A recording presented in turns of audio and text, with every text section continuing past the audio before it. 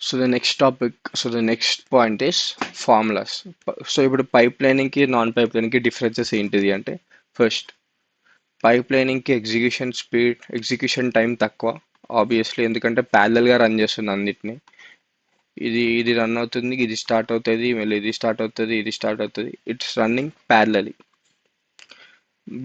Without pipelining ఏంటిది, ఇది మొత్తం కంప్లీట్ చేశాక నెక్స్ట్ కంప్లీట్ చేసుకుంటూ వెళ్తుంది. So more execution time, faster processing speed, obviously, lesser processing speed compared to pipelining. అంతే కదా. Non pipelining processing speed తక్కువ అనట్లేదు, ప్రాసెసింగ్ స్పీడ్ తక్కువ when we compare with pipelining. మనం పైప్ లైనింగ్తో డిఫరెన్సెస్ చూస్తాం. So less processing speed. Next throughput అంటే ఏంటిది అంటే, సపోజ్ ఇదొక అందరికీ టోల్ గేట్స్ తెలుసు కదా. ఇది ఒక గేట్ 1 అనుకుందాము, ఓకేనా. ఇది ఒక టోల్ గేట్, ఓకే. సో నేను ఒక పర్టికులర్ టైం పెట్టుకుంటున్నాను అనమాట. 1 minute నా టైం, ఓకేనా. 1 minute నా టైం. నాకు 2 కార్స్ వెళ్ళాయి నా టోల్ నుంచి. నా త్రూపుట్ 2, ఓకేనా. ఇప్పుడు నా టైంని నేను 2 పెట్టుకుంటున్నా. నా 2 కార్స్ వెళ్ళాయి. నా త్రూపుట్ 1. సో త్రూపుట్ అంటే ఏంటిది అంటే, ఫర్ ఏ పర్టిక్యులర్ టైం, ఒక టైం అజ్యూమ్ చేసుకుంటాం ఇంత టైం అని. ఒక పర్టిక్యులర్ టైంకి మనకి ఎన్ని ఇన్పుట్స్ ఆర్ ఎన్ని ఇన్పుట్స్ అనుకోండి, ఎన్ని ఇన్పుట్స్ పాస్ అవుతున్నాయి లేదా ఎన్ని సెగ్మెంట్స్ ఆఫ్ ప్రాసెసింగ్ ఎగ్జిక్యూషన్స్ కానీ, లేదా ఎన్ని particular dots of processes processing pass అవుతున్నాయి ఒక పర్టిక్యులర్ పాయింట్ నుంచి అన్నది త్రూపుట్. ఒక పర్టిక్యులర్ టైంకి నాకు ఎన్ని పాస్ అవుతున్నాయి ఇంత టైం లోపల, 5 minutes లోపల, సపోజ్ ఎగ్జాంపుల్ 5 minutes లోపల నాకు ఎంత డేటా పాస్ అయింది నా గేట్ నుంచి, అది నా త్రూపుట్. అర్థమైందా? ఇప్పుడు ఇక్కడ అదే చేశాను నేను. ఇది నా toll gate.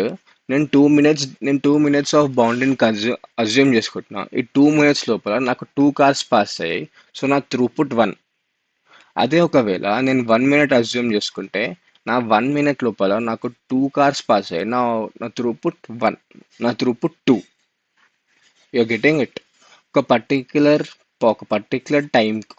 Amount of time assume చేసుకుంటున్నాను. ఈ పర్టిక్యులర్ అమౌంట్ ఆఫ్ టైంలో ఎన్ని అమౌంట్ ఆఫ్ సిగ్నల్స్ ఆర్ ఎన్ని amount of outputs or inputs pass అయ్యాయి నా పర్టిక్యులర్ జంక్షన్ నుంచి, నా పర్టిక్యులర్ జంక్షన్, నా పర్టిక్యులర్ స్పేస్, నా బార్డర్ నుంచి ఎన్ని పాస్ అయ్యాయి ఈ టైం లోపల అన్నది నా త్రూపుట్.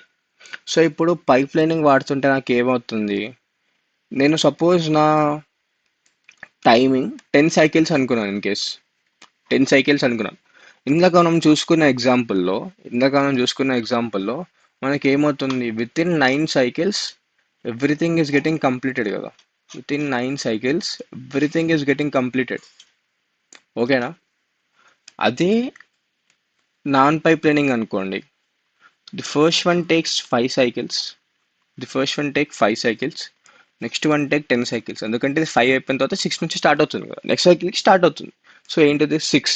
సో ఇప్పుడు నేను 10ని కన్జ్యూమ్ చేసుకుంటే, 10 సైకిల్స్ నా టైం స్టాంప్ అనుకుంటే, నాకు ఇక్కడ నాన్ పైప్ లైన్లో పాస్ అవుతుంది 2 మాత్రమే. అదే నా పైప్ లైనింగ్కి 5 అయిపోయాయి వాటికి. ఒక 5 9థ్కే అయిపోయింది, ఇంకా 10th సైకిల్ నాకు పేస్ట్ ఉండిపోయింది. అంత ఫాస్ట్గా అయిపోయింది నా పైప్ లైనింగ్. సో నా త్రూపుట్ అన్నది ఇంక్రీజ్ అవుతుంది. Number of inputs, number of outputs నా పర్టికులర్ గేట్ నుంచి పాస్ అయ్యి ఆ టైంకి ఒక అమౌంట్ ఆఫ్ టైం లోపల particular amount of inputs or outputs, anything which passes through my gate is getting increase through pipelining నుంచి పెరుగుతున్నాయి. దీంట్లో నా త్రూపుట్ తక్కువ. దీంట్లో 2 ఉంటే మనం చూసుకున్న ఎగ్జాంపుల్లో దీంట్లో 5 పాస్ అవుతున్నాయి. Just look at the difference, okay. So ఇప్పుడు టోటల్ సైకిల్స్ అన్నమాట.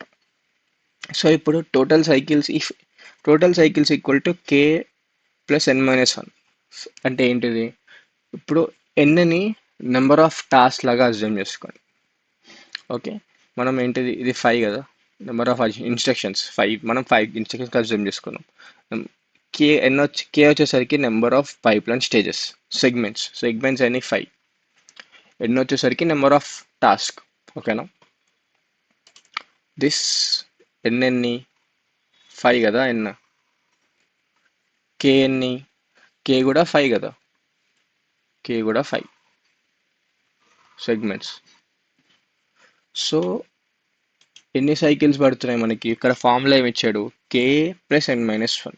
సో చూద్దాం, k plus n-1, k 5, k is 5, n is 5, -1 అంటే 9 సైకిల్స్. కరెక్టే. సో ఎలా వచ్చింది ఫార్ములా అంటే, ఫస్ట్ ఇన్స్ట్రక్షన్ అబ్జర్వ్ చేయండి.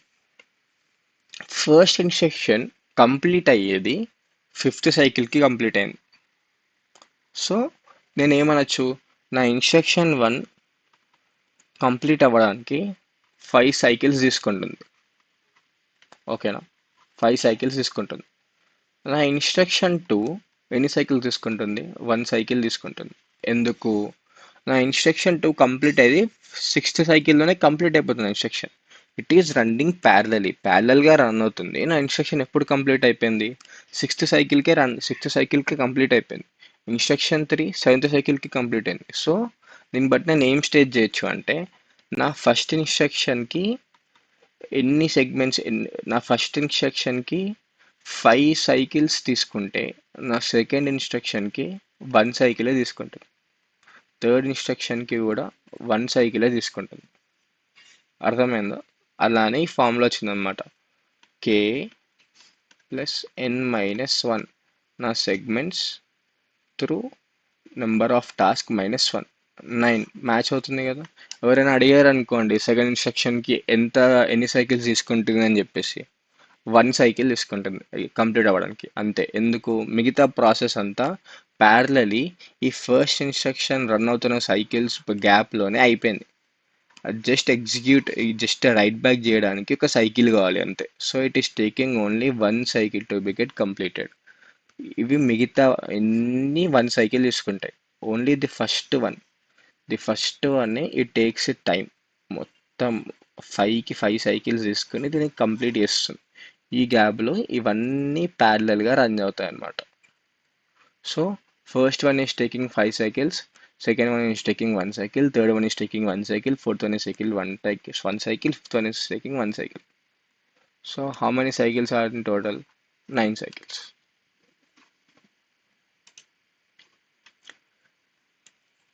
So pipelining formula ఏంటిది, number of cycles into t, మన clock అన్నమాట. ఓకే, వితౌట్ పైప్లైనింగ్ ఏంటిది, టైం ఫర్ 1 టాస్క్, ఒక టాస్క్ కంప్లీట్ అవ్వడానికి ఎన్ని, కే ఇంటూ టీ వచ్చేసరికి ఏంటిది, each stage takes the same time. 1 minute అనుకున్నాం కదా, 1 minute అనుకున్నాం.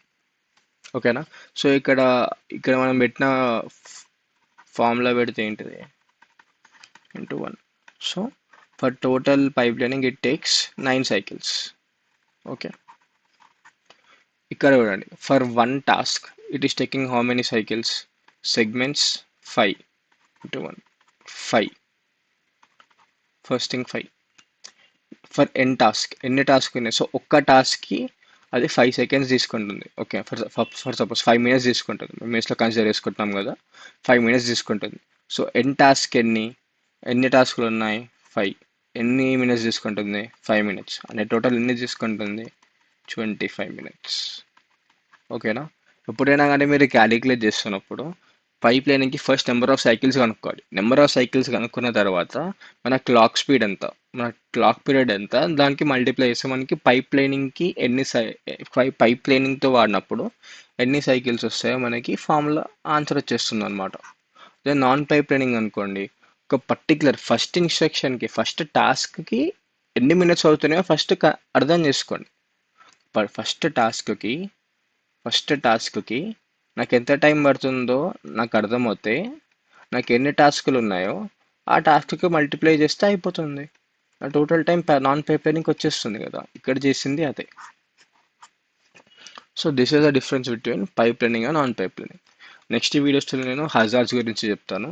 We have 3 hazards: structural hazard, data hazard and control hazard. ఇవి చాలా సింపుల్ టాపిక్స్, మీకు నేను టైం డయాగ్రామ్స్ గీసి నీట్గా ఎక్స్ప్లెయిన్ చేస్తాను. I hope you like this video. Please to subscribe the channel, like share చేయండి. Thank you.